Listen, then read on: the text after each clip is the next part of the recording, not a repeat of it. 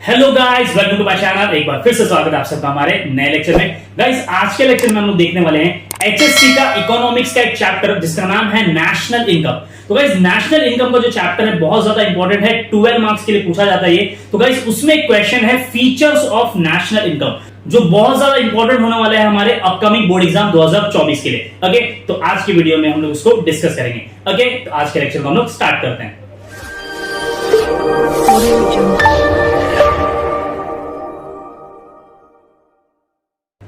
Okay guys, आप देख सकते हो स्क्रीन पर चैप्टर नंबर 7 नेशनल इनकम। जो क्वेश्चन है जो गाइस कुछ इस तरीके से पूछा जा सकता है, define national income and explain the features of national income. या तो फिर गाइस ये 4 मार्क्स के लिए भी आपको पूछा जा सकता है या 8 मार्क्स के लिए भी पूछा जा सकता है। अगर आपको 4 मार्क्स के लिए पूछा जाएगा तो आपको बोला जाएगा explain any 4 features of national income. अगर 8 मार्क्स के लिए आएगा तो कुछ इस तरीके से क्वेश्चन आएगा। ओके, तो गाइस सबसे पहले हम लोग क्या करेंगे, नेशनल इनकम को डिफाइन करेंगे कि नेशनल इनकम बेसिकली कहते किसे हैं। As the name is indicating guys, national income. National income मतलब क्या होता है, देश की इनकम, पूरे इंडिया की इनकम को गाइस हम लोग कहते हैं नेशनल इनकम। ओके, आप देख सकते हैं यहां पर national income is the part of macro economics. तो गाइस सबसे पहले बता दिया गया कि ये जो नेशनल इनकम है वो किसका पार्ट है। तो गाइस बेसिकली हम लोग ने फर्स्ट चैप्टर में ही देखा है micro economics and macro economics. Micro economics में हम लोग छोटी छोटी चीजों की बात करते हैं, स्मॉल स्मॉल थिंग्स की बात करते हैं। लेकिन जब मैक्रो इकोनॉमिक्स हम लोग पढ़ते हैं तो उसमें हम लोग क्या करते हैं, एग्रीगेट्स की बात करते हैं, टोटल चीजों की बात करते हैं, जैसे देश की इनकम, देश का एम्प्लॉयमेंट। तो गाइस यहाँ पे नेशनल इनकम किसकी कैटेगरी में आएगा, मैक्रो इकोनॉमिक्स की कैटेगरी में आएगा। तो इसलिए यहाँ पे क्या बोला गया, the national income is the part of macro economics. The total income of the nation, the total income of the nation, bracket में लिखा है country, is called national income। यानी कि हमारे देश की टोटल इनकम को गाइस हम लोग क्या कहेंगे, नेशनल इनकम कहेंगे। हो आपको ये जो है मीनिंग समझ में आ गया होगा। अब देखते हैं हम लोग डेफिनेशन कि नेशनल इनकम का हम लोग डेफिनेशन किस तरीके से दे सकते हैं।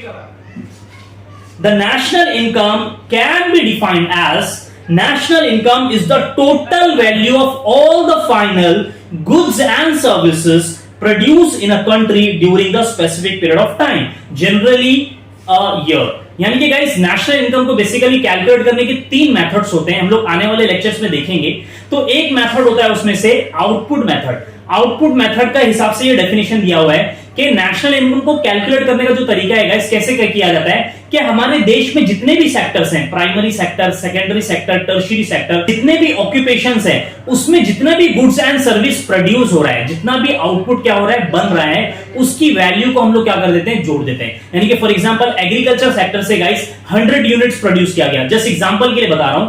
और जो मैन्युफैक्चरिंग सेक्टर है गाइस, वहां से जो है वो 200 यूनिट प्रोड्यूस हुआ। तो गाइस ये दोनों यूनिट्स को हम लोग क्या कर देंगे, प्लस कर देंगे। 100 यूनिट्स एग्रीकल्चर का, 200 यूनिट्स मैन्युफैक्चरिंग यूनिट्स से, तो गाइस ये हो जाएगा टोटल 300 यूनिट्स। तो जितना भी आउटपुट बन रहा है पूरी कंट्री में, सारे आउटपुट की वैल्यू को हम लोग क्या कर देते हैं, जोड़ देते हैं। और हम लोग हमारा नेशनल इनकम को क्या करते हैं, एस्टिमेट करते हैं कि हमारा नेशनल इनकम अप्रोक्सीमेटली इतना होगा। ठीक है, तो यहां पे डेफिनेशन में वही बताया गया कि नेशनल इनकम को हम लोग कैलकुलेट कैसे करेंगे, is the total value of all the final goods and services produce in the country. कि जो टोटल वैल्यू है हमारे गुड्स एंड सर्विस का जो कंट्री में प्रोड्यूस हुआ है एक फाइनेंशियल ईयर में, उसकी वैल्यू को क्या कर दो, सबको ऐड कर दो, आपको पता चल जाएगा नेशनल इनकम।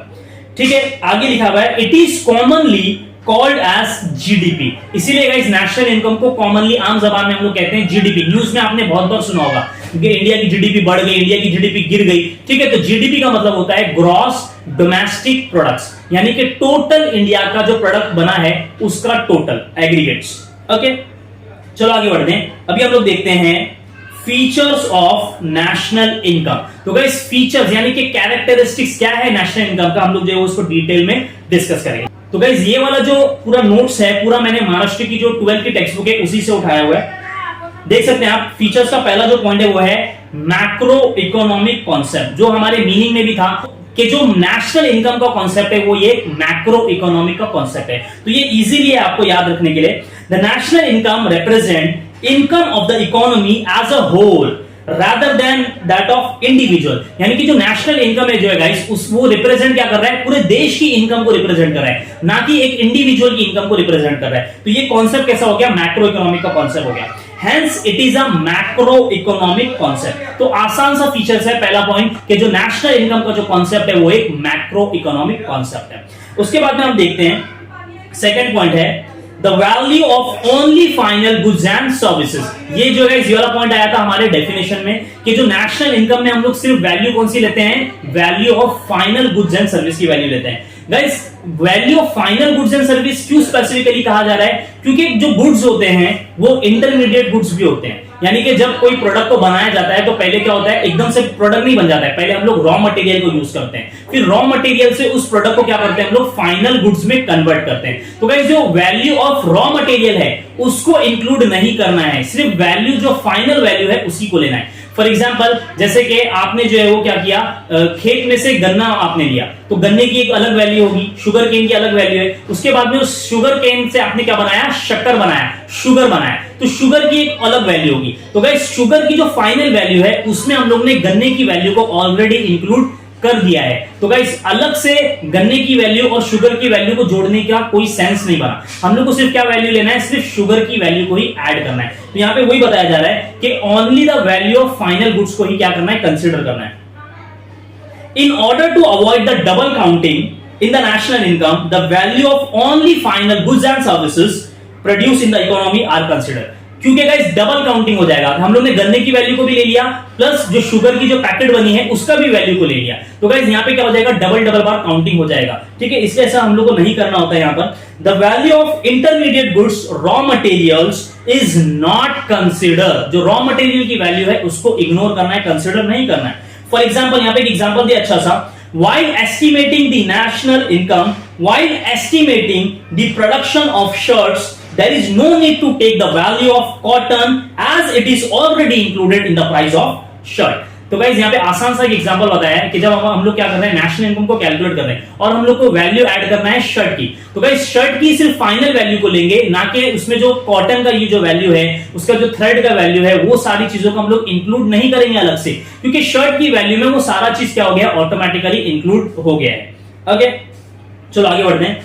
नेक्स्ट पॉइंट है net aggregate value. Net aggregate value का मतलब क्या होता है गाइस, जो भी हमारा प्रोडक्ट होता है, जो भी हमारा आउटपुट है, उसमें से हम लोग को क्या करना है, जो डेप्रीशिएशन वैल्यू होता है, जो उसका वियर एंड टियर का वैल्यू होता है, उसको क्या करना है, माइनस करना है। जब हम लोग उसमें से डेप्रीशिएशन की वैल्यू को माइनस कर देंगे तब हमको क्या मिलेगा, नेट वैल्यू उसका, यानी कि फाइनल वैल्यू हम लोग को मिलता है।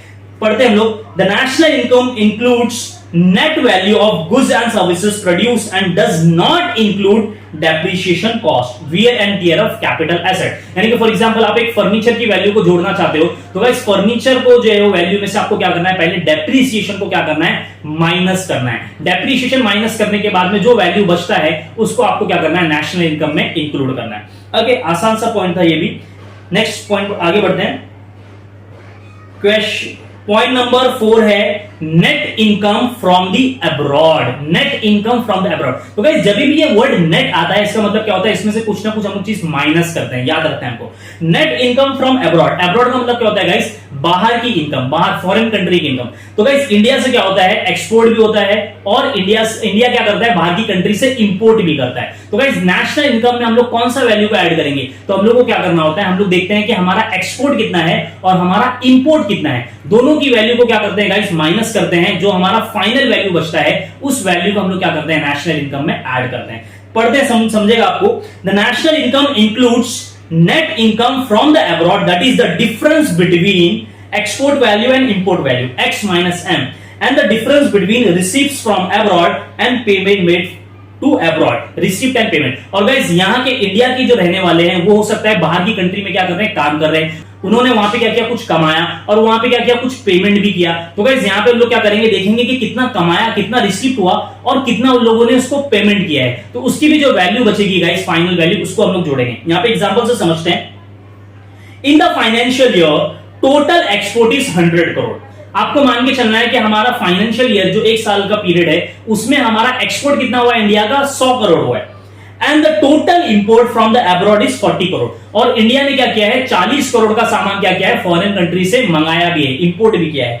Then only the 60 crore will be added in the national income. तो हम नेशनल इनकम में क्या वैल्यू जोड़ेंगे? क्या एक्सपोर्ट की 100% पूरी वैल्यू जोड़ देंगे? नहीं, हम लोगों को क्या करना है, एक्सपोर्ट में से इंपोर्ट को माइनस करना है, जो वैल्यू बचेगा सिर्फ उसी को क्या करना है, नेशनल इनकम में ऐड करना है। ओके, आगे बढ़ते हैं। फिफ्थ पॉइंट है guys, financial year. Financial year जैसे हम लोग बीके में भी पढ़ते हैं कि जो फाइनेंशियल ईयर है हमारा स्टार्ट होता है 1 अप्रैल से लेके 31 मार्च तक। तो नेशनल इनकम भी जो गाइस कैलकुलेट की जाती है वो एक साल के लिए कैलकुलेट की जाती है फाइनेंशियल ईयर के लिए। The national income is always expressed with a reference to the time period. In India, it is from 1st April to 31st March. मतलब जब भी नेशनल इनकम की बात आएगी तो हम लोग क्या करते हैं, नेशनल इनकम को ईयर के साथ में बताते हैं, टाइम पीरियड के साथ में बताते हैं कि 2020 की इनकम इतनी थी, 2021 की इनकम इतनी थी। तो गाइस कभी भी नेशनल इनकम का जिक्र होगा तो फाइनेंशियल ईयर का जिक्र होगा ही होगा। ओके, चलो आगे बढ़ते हैं। पॉइंट नंबर 6 है फ्लो कॉन्सेप्ट। फ्लो कॉन्सेप्ट का मतलब क्या होता है गाइस, जो ऐसा कॉन्सेप्ट जो क्या है, डायनामिक है। यानी कि नेशनल इनकम जो है गाइस एक डायनामिक कॉन्सेप्ट है, वो स्टैटिक कॉन्सेप्ट नहीं है, वो डायनामिक है, यानी कि वो चेंज होता रहता है, बदलता रहता है। 2020 की इनकम कुछ और थी, 2021 की कुछ और होगी, 2022 की कुछ और, 2023 की कुछ और। तो नेशनल इनकम क्या है गाइस, एक फ्लो कॉन्सेप्ट है, यानी कि इनकम बदलते रहती है। The national income is the flow concept as it shows flow of goods and services produced in the economy during the year। क्योंकि गाइस हर फाइनेंशियल ईयर में क्या होगा, गुड्स एंड सर्विस अलग अलग क्वांटिटी में प्रोड्यूस होगा। तो नेशनल इनकम भी क्या होती रहेगी, उसके हिसाब से क्या होती रहती है, चेंज होते रहती है। ओके, लास्ट पॉइंट है हमारा money value. Most important point guys, national income में सिर्फ हम लोग money related goods and service को ही क्या करते हैं, ऐड करते हैं। फॉर एग्जांपल अगर किसी ने क्या कर दिया, फ्री में कोई चीज एक्सचेंज कर दिया, यानी कि मेरे पास में एक प्रोडक्ट है, मैंने क्या कर दिया, किसी को ऐसे ही क्या कर दिया, गिफ्ट में दे दिया, तो ये प्रोडक्ट की वैल्यू को जो है गाइस ऐड नहीं किया जाएगा नेशनल इनकम में। तो गाइस जब भी मनी का इन्वॉल्वमेंट होगा, पैसे का इन्वॉल्वमेंट होगा, वही सारी चीजों को क्या किया जाएगा, नेशनल इनकम में ऐड किया जाएगा। The national income is always expressed in the monetary terms. It represents only those goods and services which are exchanged for money। यानी कि ये सिर्फ वही गुड्स एंड सर्विस के वैल्यू को कंसीडर करता है जिसको आपने मनी के लिए क्या किया है, पैसे के लिए क्या किया है, एक्सचेंज किया है, आपने क्या किया है, उसको बेचा है। तो गाइस यहाँ पे आप देख सकते हैं कि जैसे बार्टर सिस्टम हुआ करता था पहले कि एक सामान दो, सामने वाले से एक सामान लो, तो ये गाइस नेशनल इनकम के कंसेप्ट में इसको ऐड नहीं किया जाएगा। उसी तरह गाइस बहुत सारी सर्विसेज हैं जो हमको फ्री में मिल जाती है, जैसे कि हाउसवाइफ की सर्विस, मदर की सर्विस। तो गाइस अगर एक टीचर जो अपने बच्चे को पढ़ा रहा है तो ये जो सर्विस दे रहा है, तो ये सारे सर्विस का कोई वैल्यू नहीं है गाइस, इसको हम लोग नेशनल इनकम में ऐड नहीं करते। तो गाइस वो सारी गुड्स एंड सर्विसेज जिसके लिए आप कोई चार्ज नहीं करते, आप पैसे नहीं लेते, तो गाइस उसको नेशनल इनकम में ऐड नहीं करना है। ओके, होप कि आपको जो है वो सारे फीचर्स के पॉइंट समझ में आ गए होंगे। ओके, बहुत ज्यादा इंपॉर्टेंट क्वेश्चन है गाइस आपके बोर्ड एग्जाम के लिए, आपको जो ये अच्छे से याद करके जाना है। ओके, आज के लेक्चर को हम लोग यहीं पे एंड करते हैं। होप कि गाइस आपको लेक्चर अच्छा लगा होगा। अगर आपको मेरा लेक्चर अच्छा लगता है तो प्लीज इसको लाइक करिए, दोस्तों में शेयर करिए, और चैनल पे नए तो सब्सक्राइब करिए। ओके, मिलते हैं हमारे नेक्स्ट लेक्चर में, जब तक के लिए गुड बाय, टेक केयर।